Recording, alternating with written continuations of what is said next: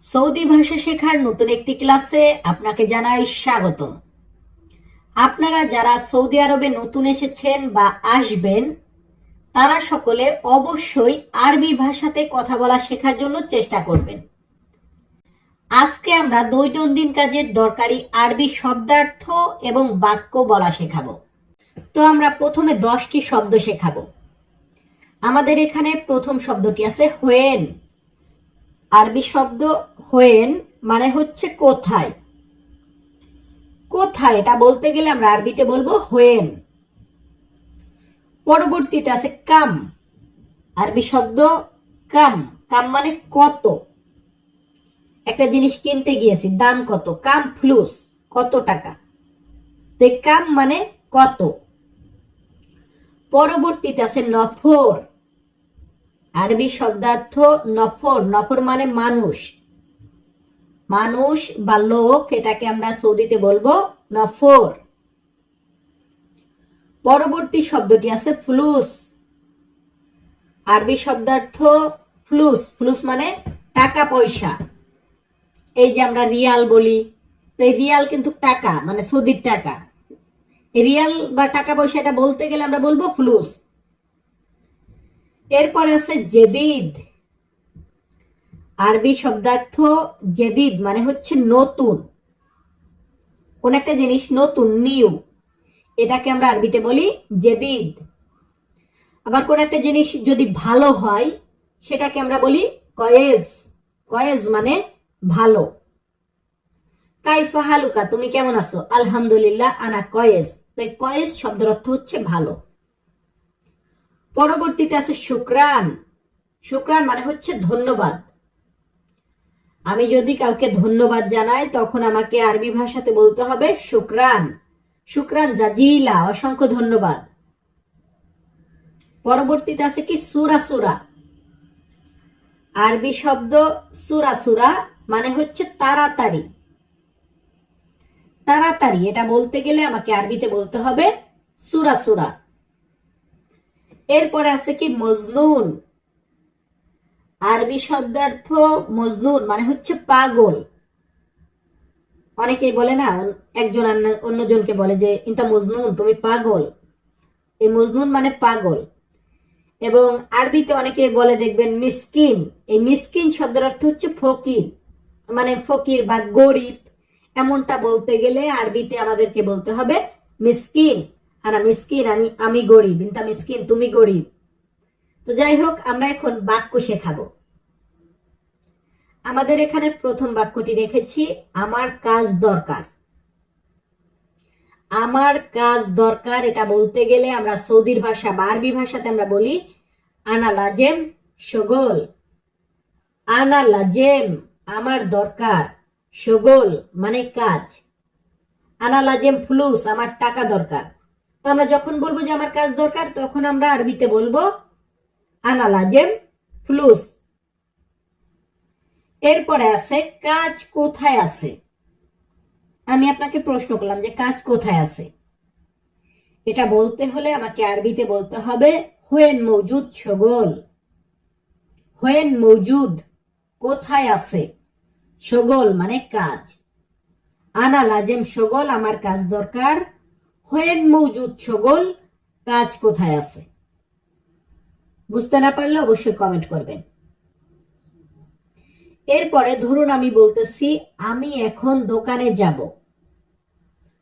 আমি এখন দোকানে যাব এটা বলতে গেলে আমরা আরবি ভাষাতে বলি আলহিন আনা রো মাহাল। আলহিন মানে এখন, আনা রোহ আমি যাব, মাহাল মানে দোকানে।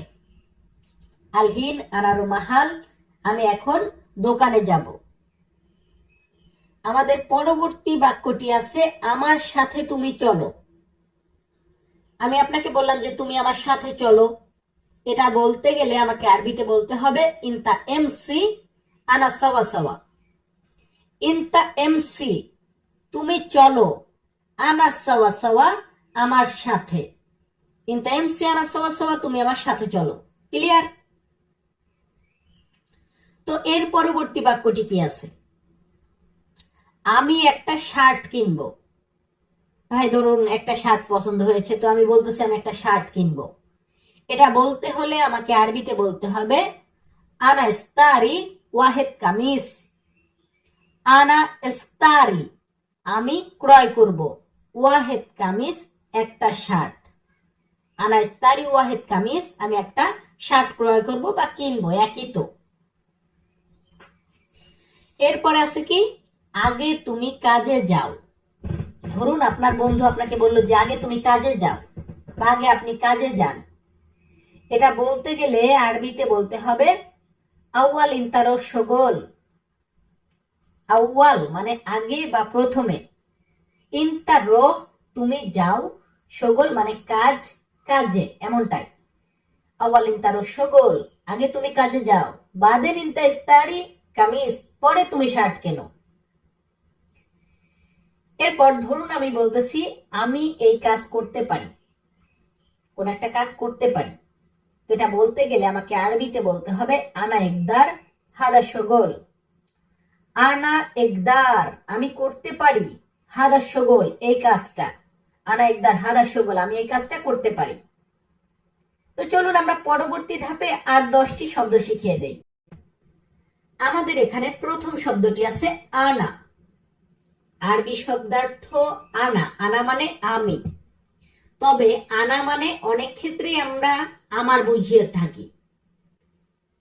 আনা মানে আমি, আনা মানে আমারও বোঝায়। এরপর আছে কি শগল। আরবি শব্দ শগল। শগল মানে কাজ, কাজ। এটাকে আমরা কি বলবো? এটাকে আমরা সৌদিতে বলবো শগল। এরপরে আছে কামিজ। ওই যে একটু আগে বাক্যতে বললাম কামিজ। কামিজ মানে কি? শার্ট। শার্ট বা জামা, এটাকে আমরা সৌদিতে বলি কামিজ। শুধু সৌদি না, ওমান, কাতার, কুয়েত সব দেশে একই বলে। যেমন জুতা, আমরা বাংলাতে জুতা বলি বা স্যান্ডেল বলি, এটাকে আমরা সৌদিতে বলি আহজিয়া। আরবি শব্দ আহজিয়া মানে জুতা। এরপর আছে গালি। আরবি শব্দ গালি। গালি মানে দামি। একটা জিনিস কিনতে গিয়েছি, হাদা ওয়াজেদ গালি, এটা অনেক দামি। তো গালি শব্দের অর্থ হচ্ছে দামি। আবার গালি মানে বকা দেওয়া, এটা না। যাই হোক, পরবর্তীতে আছে কি সুক। আরবি শব্দার্থ সুক। সুক মানে বাজার। বাজার বা মার্কেট, এটাকে আমরা আরবিতে বলবো সুক। এরপরে আছে দোকান। দোকান, এটাকে আমরা কি বলবো? দোকানকে আমরা আরবিতে বলবো মাহাল। আরবি শব্দার্থ মাহাল। মাহাল মানে দোকান। এরপর আছে তাল। তাল মানে আসো। আমি কাউকে বলতেছি তুমি আসো বা আপনি আসুন, এটা বলতে গেলে আমাকে আরবি ভাষাতে বলতে হবে তাল। এটা তাল, তুমি এখানে আসো। এরপর আছে কি রোহ। আরবি শব্দার্থ রোহ। রোহ মানে যাওয়া। যাওয়া, এটাকে বলা হয় রোহ। সো ভাই একটা জিনিস লক্ষ্য করবেন, যারা ভিডিওটা শেষ পর্যন্ত দেখেছেন তাদের উদ্দেশ্যে বলতেছি। তো এই যে রোহ মানে হচ্ছে যাওয়ার, এমসি মানে হচ্ছে চলো। তবে আরবি ভাষা সবসময় একটা জিনিস ফোকাস করবেন। ইংরেজিতে আমরা যেমন বলি গো মানে যাওয়া, উইল গো মানে যাব, গোয়িং মানে যাচ্ছি, ওয়েন্ট মানে গিয়েছিলাম। বাট আরবিতে রোহ মানে যাওয়া, রোহ মানে যাব, রোহ মানে যাচ্ছি, রোহ মানে গিয়েছিলাম। এটার কোনো আর্টিকেল আপনাকে ফলো করতে হবে না। তো আমরা যেহেতু দোকানের কাজের ভাষাগুলা শেখাবো, প্রথমে আমাদেরকে শিখতে হবে দোকান এটার মানে কি। দোকান, এটাকে আমরা সৌদিতে বলি মাহাল। মাহাল মানে দোকান। দোকানের পরবর্তীতে আমরা এখানে রেখেছি মুদি দোকান। দোকানের ভিতর ভাগ আছে, যেখানে মুদি মালামাল কিনি, মুদি দোকান, এটাকে আমরা বলি বাকালা। বাকালা মানে হচ্ছে মুদি দোকান এবং মাহাল মানে দোকান। এরপরে আছে সেলুন। ভিউয়ার্স, সেলুনে যায় চুল কাটাইতে, তো সেলুন এটাকে আরবিতে বলা হয় হাল্লাক। আরবি শব্দার্থ হাল্লাক মানে হচ্ছে সেলুন। কি মানে সেলুন? হাল্লাক মানে সেলুন। এর পরবর্তী শব্দটি আছে হোটেল। দেখুন, হোটেল বলতে যেটা খাবার হোটেল, খাবার টাবার পায়, রেস্টুরেন্ট বা হোটেল, এটাকে বলা হয় মাতাম। আরবি শব্দ মাতাম মানে হোটেল বা রেস্টুরেন্ট। এরপর আছে মুস্তাশফা। আরবি শব্দার্থ মুস্তাশফা মানে হচ্ছে হসপিটাল।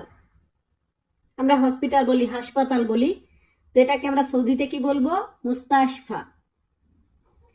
এর পরবর্তী শব্দটি আছে অফিস। অফিস, এটার আরবি হবে মাকতাব। আরবি শব্দ মাকতাব মানে হচ্ছে অফিস। ভিউয়ার্স, এরপরে আমরা রেখেছি ক্রয় করা। ধরুন আমি একটা পানি কিনবো, তো এই যে কেনা, ক্রয় করা, এটাকে বলা হয় ইস্তারি। আরবি শব্দ ইস্তারি মানে হচ্ছে ক্রয় করা। এখন আমি ক্রয় করলে ওই জিনিসটাকে কেউ সেল করবে মানে বিক্রি করবে, এই বিক্রি করা এটাকে বলা হয় বাইয়ুন। আরবি শব্দ বাইয়ুন মানে বিক্রি করা, ইস্তারি মানে ক্রয় করা। সো আমরা এখানে অনেকগুলা শব্দ দিয়েছি। এরপরে আমরা রেখেছি এখানে কাস্টমার। এই যে যে ক্রয় বিক্রয় দোকান, যে কাস্টমার গুলো আসে, কাস্টমারকে আমরা কি বলি? কাস্টমার, এটাকে আরবিতে বলা হয় যৌবন। আরবি শব্দ যৌবন মানে হচ্ছে কাস্টমার। আশা করি বুঝতে পেরেছেন। এখন আমরা কিছু বাক্য শেখাবো। আমাদের প্রথম বাক্যটি আছে, ধরুন আমি বসকে স্বাগতম জানাচ্ছি, যে বস স্বাগতম বা ওয়েলকাম। এটা বলতে হলে আমাকে আরবিতে বলতে হবে আহলান সাহলান মুদির, বা আপনি মুদির আগে বলতে পারেন মুদির আহলান সাহলান, বস স্বাগতম। আহলান সাহলান মানে হচ্ছে স্বাগতম এবং মুদির মানে বস। এরপর ধরুন আমি কাউকে বলতেছি যে তুমি এখানে আসো, তুমি এখানে আসো বা আপনি এখানে আসুন, এটা বলতে গেলে আমরা আরবিতে বলবো ইনতা তালহিনি। ইনতা তালহিনি মানে তুমি এখানে আসো বা আপনি এখানে আসুন। বা অনেক ক্ষেত্রে আমরা বলি ইনতা তাল হেনা। হিনি বা হেনা দুইটার মানেই এখানে বোঝায়। সো এরপরে আমরা রেখেছি কি তুমি কেমন আছো।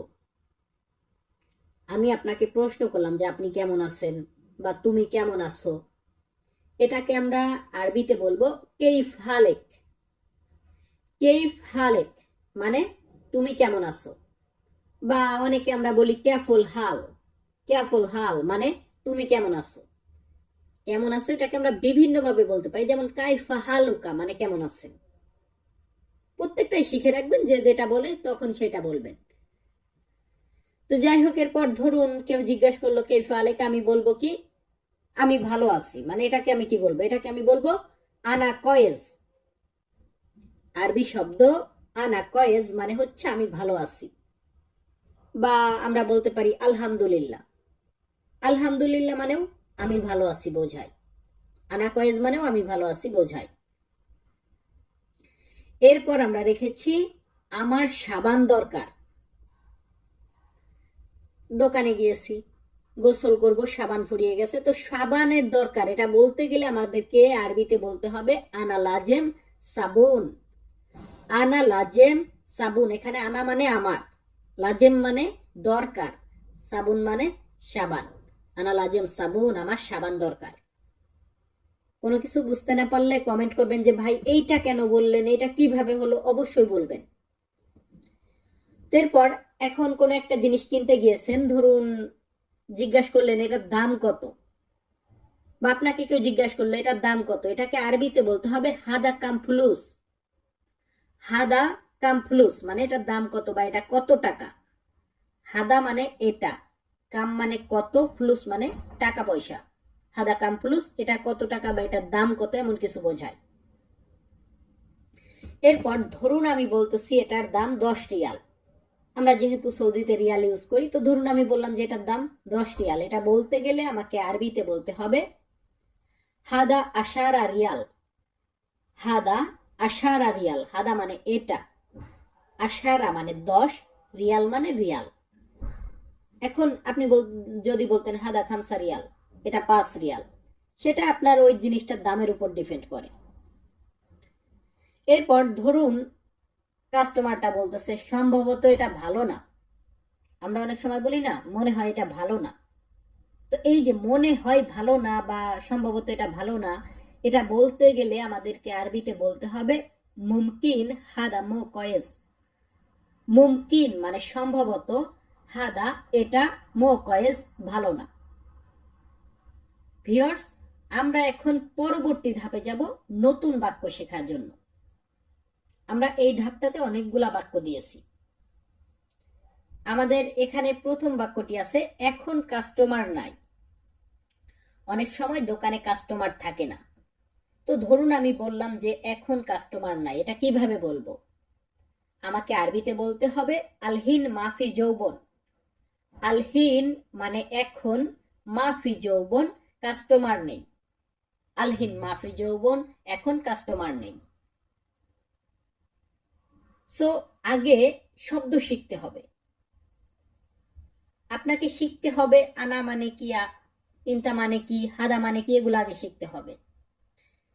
এরপরে আছে তুমি দেখো এটা ভালো। কোন একটা জিনিস কাস্টমারকে দেখিয়ে বলতেছেন আপনি দেখুন এটা ভালো, এটা বলতে গেলে আরবিতে বলতে হবে ইনতা শুফ। ইনতা শুফ, তুমি দেখো, হাদা কয়েস, এটা ভালো। কি বলবো? ইনতা শুফ হাদা কয়েস, তুমি দেখো এটা ভালো। এরপর রেখেছি ফল কোথায় আছে। ধরুন একটা কাস্টমার এসেছে দোকানে, এসে বলতেছে যে ফল কোথায় আছে। এটা বলতে গেলে আরবিতে বলবে হোয়েন মৌজুদ ফোকহি। হোয়েন মৌজুদ, হোয়েন কোথায়, মৌজুদ আছে, ফোকহি মানে ফল। হোয়েন মৌজুদ ফোকহি, ফল কোথায় আছে। এরপর আপনি বললেন যে হাদা ফি হিনা, হাদা ফি হুনাক, আপনি এভাবে দেখিয়ে দিতে পারেন।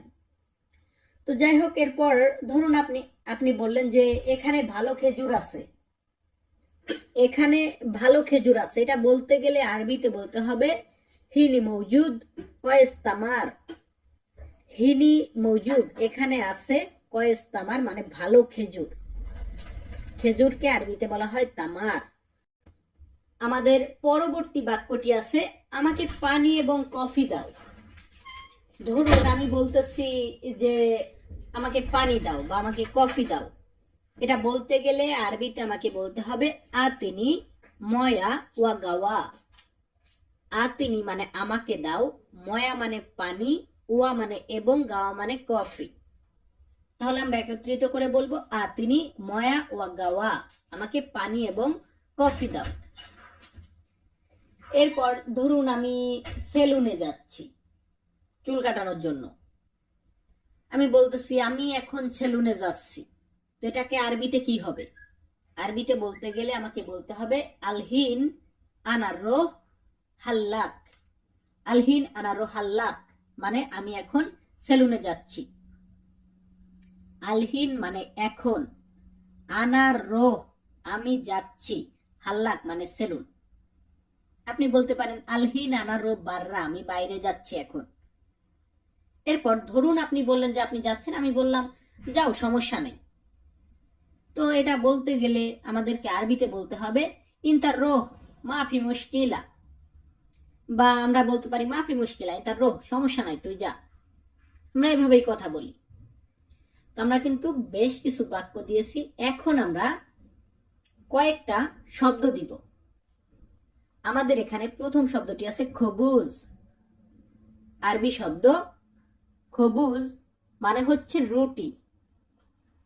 আমরা যে রুটি খাই এই রুটিকে আরবিতে আমরা বলি খবুজ। এরপরের শব্দটি কি আছে? আমরা এখানে রেখেছি ভাত। আমরা যে ভাত খাই এটাকে আরবিতে আমরা বলবো রুজ। আরবি শব্দ রুজ। রুজ মানে হচ্ছে রাইস এন্ড খবুজ মানে হচ্ছে ব্রেড। এরপর আছে তামার। আরবি শব্দ তামার মানে খেজুর। আমরা যে খেজুর খাই, খেজুর বলি বাংলাতে, এটাকে আরব রাষ্ট্রে প্রত্যেকটা দেশেই তামার বলে। এরপর আমরা রেখেছি কি আরবি শব্দ বিথিক। আমরা সৌদিতে বিথিক বলি, বাট এটাকে বাংলাদেশে আমরা বলি তরমুজ। তরমুজ বা ইংরেজিতে আমরা ওয়াটারমেলন বলি, এটাকে আমরা আরবিতে বলবো বিথিক। আবার বাঙ্গি যেটাকে বলি ওটাকে বলে বিথিক আসফার, আরবিতে বলে। এরপর আছে কি কফি। কফি এটার আরবি হচ্ছে গাওয়া। আরবি শব্দ গাওয়া মানে হচ্ছে কফি। সো প্রত্যেকটা শব্দ শিখে রাখবেন। আমি একটা ধাপে 9টা 8টা করে শব্দ দিব, এগুলাকে স্ক্রিনশট মেরে বারবার দেখে মুখস্থ করবেন। এখন আছে কি ময়া। ময়া মানে পানি। অনেকে ময়া বলি, অনেকে মাই বলি। তো একটু লক্ষ্য করবেন যে আপনি যে এরিয়াটাতে আছেন ওইখানে কি বলে। ময়া মানে পানি। এরপর আছে হালিব। আরবি শব্দ হালিব। হালিব মানে দুধ। দুধ এটাকে আমরা সৌদিতে কি বলবো? আমরা বলবো হালিব।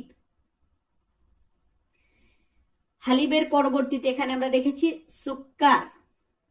আরবি শব্দ সুক্কার। সুক্কার মানে চিনি। চিনিকে আরবিতে বলা হয় সুক্কার। সুক্কারের পরবর্তীতে আমরা এখানে রেখেছি লাহাম। আরবি শব্দ লাহাম। লাহাম মানে মাংস। তবে এখানে একটা কথা আছে, লাহাম মানে মাংস আমরা বুঝলাম, তবে আমরা যদি বলি মুরগির মাংস, গরুর মাংস, উটের মাংস, খাসির মাংস, সেই ক্ষেত্রে আমরা ডিফারেন্ট নাম বলতে পারি। যেমন লাহামুল দুজাজ, লাহামুল গানাম, লাহামুল বাগার, লাহামুল জামাল, প্রত্যেকটার কিন্তু নাম আলাদা আলাদা আছে।